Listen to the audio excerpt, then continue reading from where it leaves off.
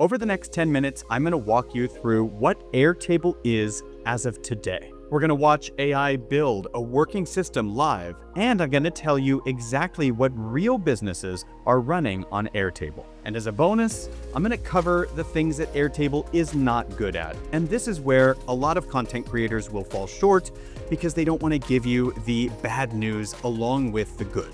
So if you're ready to learn about what exactly Airtable can do for your business and your workflows, stick around and let's get into it.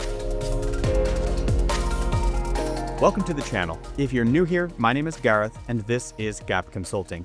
Now, it's our mission to help you unlock the full potential of tools that don't require any kind of coding. And Airtable is genuinely at the forefront of all of these tools. And it's what we initially built this very YouTube channel and our respective business on. It's all about how Airtable works and the ecosystem around it, other tools that you can plug into Airtable to get even more out of it. But first, let me start with what makes this video different. And it's the fact that the narrative around Airtable has changed dramatically around 2025 and 2026. Up until that time, Airtable was largely seen as a software that was better than spreadsheets. Or some people would say spreadsheet meets database. It was basically the place that you went and had as a repository for all of the information that was kind of in and around your business process. It was better than a spreadsheet because it had a relational database element. But what it didn't really deliver on, at least not in those days, was the ability to build a true no-code application. You're not here for a brief history on Airtable, but it's important for you to understand where the software started so that you can appreciate what it has become. In 2026, Airtable relaunched its entire program around an AI-first approach. It is now an AI-native app platform. AI for Airtable is not just some bolt-on, it is the function that drives the entire software. It's now the default way that you build, edit, and analyze the information that lives in your Airtable system. The grid, the rows and columns of your Airtable tables, those are now the foundation, not the actual end product. And this is the precise reason that about half of the Airtable content, including my own, that you'll find on YouTube, is out of date and needs to be updated. Because Airtable has dramatically changed the way that people build, think, and interact with the tool. Let's actually dive into a brand new database started from scratch inside of Airtable, and I'll walk you through the core components of the tool. Understanding these is critical if you're going to leverage Airtable to its full potential. The first layer that you see here is the data layer. By default, as I mentioned, this is where people used to do all of their Airtabling. It is now just the backbone. Here in Airtable, we have different tables across the top. These are each objects. We can build different data sets based on these objects, and each row or record within that object becomes its own record of data. So as an example, you might have a table for clients that links to a table for interactions, that links to another table for projects, that links to a table for deliverables and tasks. All of these objects or data sets are unique, but they are interrelated. And the data that you collect for each of them is going to live in that own unique table, and they can be related directly through a linked record relationship. By linking to another record in your same Airtable database, you can pull information through, and this is why Airtable has been beating spreadsheets for over a decade. But this is only the first layer of Airtable, or V1 if you will. And what we have now is an additional 2 vital layers that change the way that you'll interact with the tool. Now, the next layer is your automations, interfaces, and forms. So everything that's built on top of the backend data schema. Automations is where we build the workflows of the database. And this can be things internal to the database where if something gets updated, maybe you create other records or update other status. This is possible, but also interacting and integrating with third-party tools as well. You'll see if you build an automation that triggers off of a record matching conditions, you'll see that by scrolling down, you have access to third-party integrations like Slack, Gmail, Google Docs, Facebook Pages, Jira Cloud, Salesforce, and the list goes on. If the tool that you want to integrate with does not appear on this list, don't worry. You can also run scripts. So if there is an open API and you have a little bit of coding knowledge or perhaps a good subscription with an AI builder, well, then you can come up with a script that allows you to communicate with these third-party tools directly from an integration inside of Airtable. In addition to automations, we have interfaces, and this is the layer at which people do their work. We can build interfaces that tie back to our database, and we can present the information, we can filter the information, we can group it, we can make only certain things visible to the end user, or only certain fields editable to the end user. And I want to quickly interject with some anecdotal information here. I've seen hundreds of interfaces in the last year and a half, and it surprises me how many clients are still functioning at the data layer and not bringing their team into the interface. Interfaces will allow you, when implemented correctly, to lock down information, limit what people have access to, so that you're sharing only the data that you want them to see in the format that you want them to ingest it. There are so many different options here, and you have a lot of control over how people edit and access the data that shows up in the interface. And then the other big component of this second layer, if you will, is the forms. We can build forms that enter information directly into our Airtable tables when submitted. Now, there are some limitations around Airtable Forms, but they're super simple to set up and they are natively available inside of Airtable. Now, for advanced forms, there are other third-party tools that you might opt to leverage, and I will be mentioning briefly at the end some of the different third-party tools that kind of tie into the Airtable ecosystem. But suffice to say that when you're building an Airtable, if you have a simple form requirement, the native forms are perfectly acceptable and super simple to set up for your team. This allows you to build forms that take data immediately into Airtable and does not require any advanced third-party integration. So this is all well and good, but how smart actually is Airtable? Well, that's where we're going to lean into the third key layer. We talked about data, and then we talked about the app, which included automations, interfaces, and forms. But the third layer, you guessed it, is AI. So AI is how we now build within Airtable. It's how we edit things. It's how we query our data. So let's actually set up a build directly here. Now, bear in mind, we have nothing to show for this database. It is one simple table by itself. I'm going to paste in a prompt. And of course, if you've done any work with AI, you know that AI is only as good as the prompts that you give it. So here is a pretty simple prompt, right? I'm simply saying, I run a small consulting agency and I need a system to track clients and the work we do for them. I want to track my clients and their contact info, the projects we're delivering with due dates and who on my team owns them, and the requests that come in from clients so nothing gets lost. So there's a little bit more to this. Feel free to pause and read through the whole prompt, but it's, in general, a pretty simple prompt. We share this with Airtable directly, and it's going to ask us some key goals. What do we want to get out of this? I'm just going to answer this kind of quickly just to move on, and then send that message back. And you're going to watch in real time as Airtable comes in, analyzes the system that I need to have built, and puts it together for me. The important part here is to recall that we are focusing, at least right now, on that first layer of Airtable. This is that database layer where we're going to create our actual schema. And you see that Airtable has spun up a plan for us.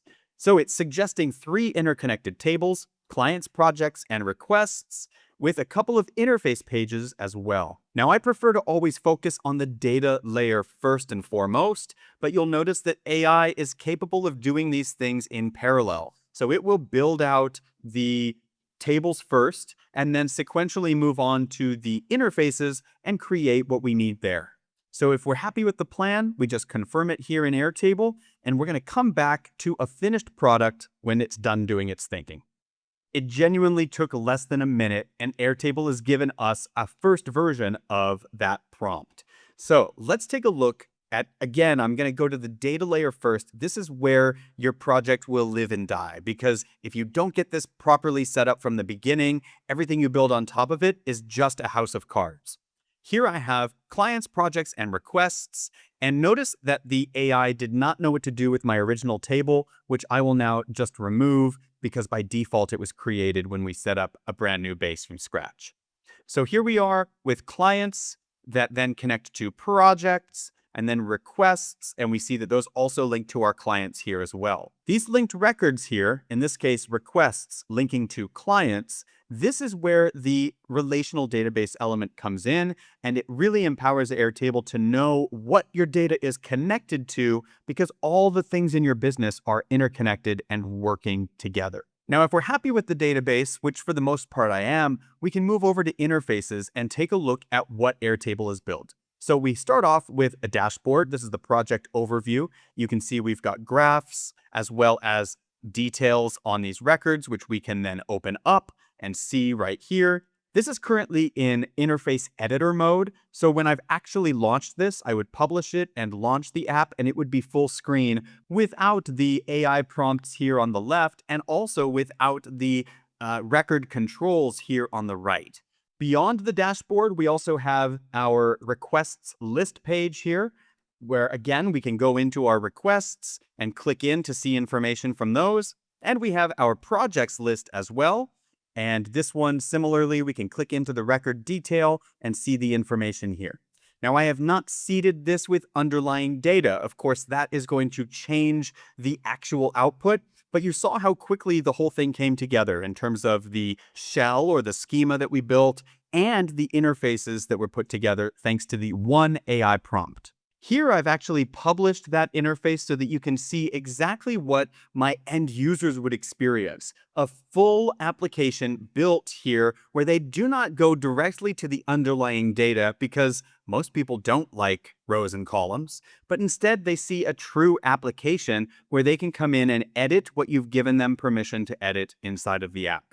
Now, the other thing to call out is that Omni is Airtable's internal AI tool, and it's available here inside of interfaces as well. You can query Omni, and it's permission specific. It knows what I have access to based on my permissions in the app, and it will answer any question that I pose based on the information that I am allowed to see. It can list things out, I can drop in attachments, and we can even have it go out and scrape new information from the web, as well as create reports for us based on the information that we have inside of our system already.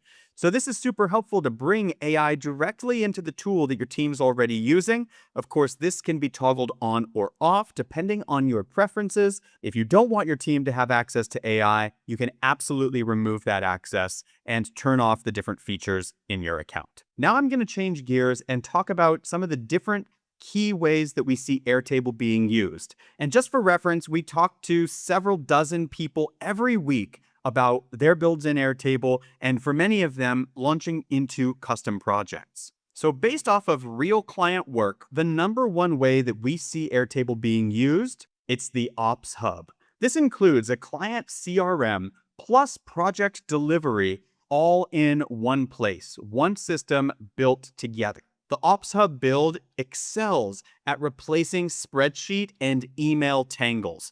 And I'm sure you know exactly what I mean when I say that, because so many of our clients come to us with this very problem where everything lives in email or everything lives on a spreadsheet and you never know what version of the spreadsheet is the one that's up to date.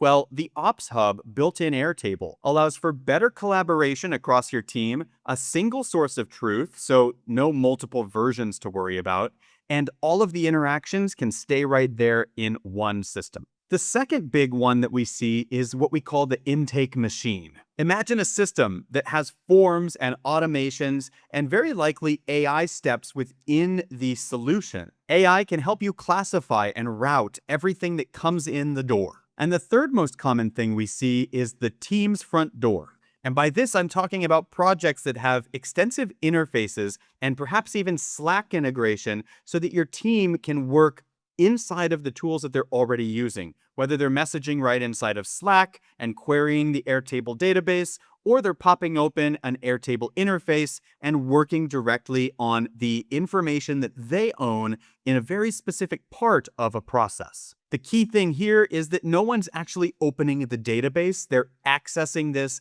either through Slack or through an interface. But let's pause here and consider what all three of these types of solutions have in common. Notice that not a single one of these is a better spreadsheet. Instead, these are standalone solutions, systems designed to help streamline a workflow and process. That last sentence right there is exactly where most DIYers fail to break through into the final level of Airtable. A lot of people can get started and build a solid foundation, but if it's not tested, rolled out, and actually implemented by the team, then it doesn't matter at all. But now let me get real, and this is the part that most people won't tell you. We got to talk about what Airtable is not good at, because it's not going to be everything for everyone. Airtable is not, nor should it be, your accounting system or a transactional database. If you've got heavy volume and money-moving records, keep those someplace else. Another thing that Airtable truly is not is custom software.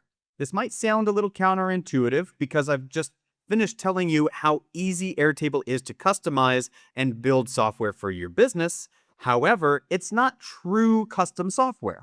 If you need truly bespoke logic or per record permissions at scale, well, Airtable is going to be at its breaking point. You will be, in that case, pushing the very limitations of the tool. And the third thing Airtable is not is AI as free labor. Omni and Airtable's AI do run on credits, and while every plan on Airtable, including the free plan, does include some access to these, it's not something that you have unlimited capabilities on. You have to be mindful and wary of the amount of credits that you're spending because it's not going to do everything for you for free. But I don't want any of this to come off as a knock on the tool, because understanding a tool's limitations is exactly what empowers you to trust in the tool when it's being used in its wheelhouse.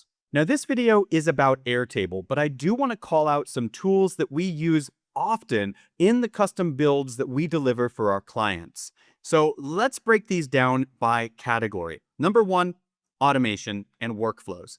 Airtable has its own automations, as we showed in this video. But if you find yourself in need of more robust automation software, we tend to use Zapier and Make.com frequently in our builds. These are great ways to connect with other tools that Airtable does not have native integration with, and you can still build automation involving your Airtable system of record. Number two, forms. I mentioned that Airtable forms are kind of basic. Well, if you need advanced forms, the form tool that we always seem to wind up using is Fillout.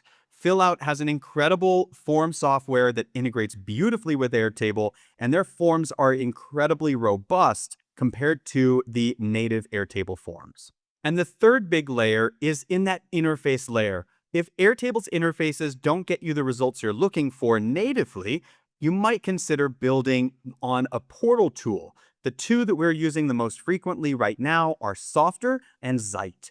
Zite is powered by the same folks who built Fillout, but both of these tools allow you to build that interface layer so that your team has a place to work from that is generated and built upon the data that lives in Airtable. So, what is Airtable and what can it really do? Well, it's a platform for you to build business apps and AI agents on your own data. Even the free tier of Airtable now includes access to some AI credits, so the cost to you to get started and to experiment is literally just an afternoon of your time. Remember the core three layers. You've got your data, you've got the app itself, where you're building the automations and the UX through interfaces, and then you have your interactions with AI, whether that's the co-builder Omni or field agents directly inside the data layer. AI is there to support your work in Airtable. And if you find your business is outgrowing your DIY version of this that you built internally, maybe consider reaching out to our team. We offer free strategy calls. You can book one at gapconsulting.io/strategy-call.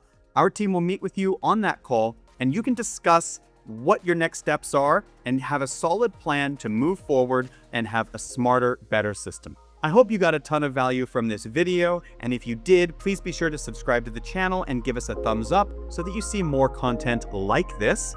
But of course, the most important thing, keep on building.